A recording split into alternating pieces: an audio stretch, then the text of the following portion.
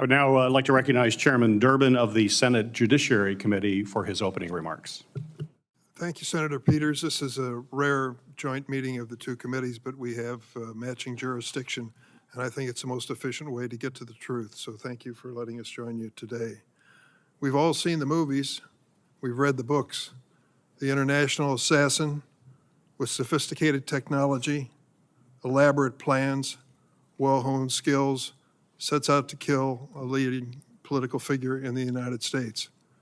But how does that match the reality of what happened in Butler, Pennsylvania, when a 20-year-old introverted college student outsmarted one of the most sophisticated American law enforcement agencies in history, came within an inch of killing a former president of the United States?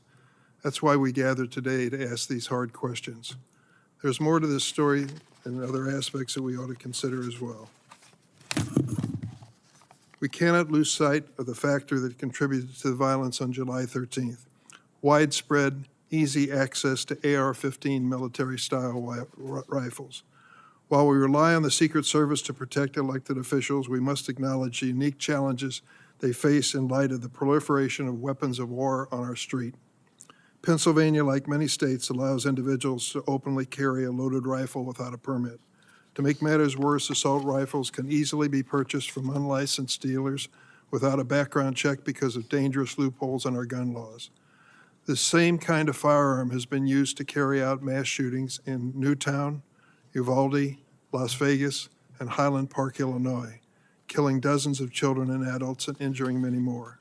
Looking across this dais, I recognize we have our differences on many issues, but when it comes to the protection of the president and presidential candidates, we should stand united. We know that protecting our elected officials is essential to a functioning democracy. I hope this hearing can be an example of how we will work together on a bipartisan basis to not only understand this shocking event, but to ensure it never happens again.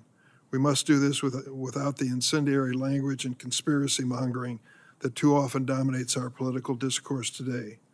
Ongoing investigations by the Secret Service and the FBI are critical, but Congress, the victims' families, and the American people deserve transparency and accountability now.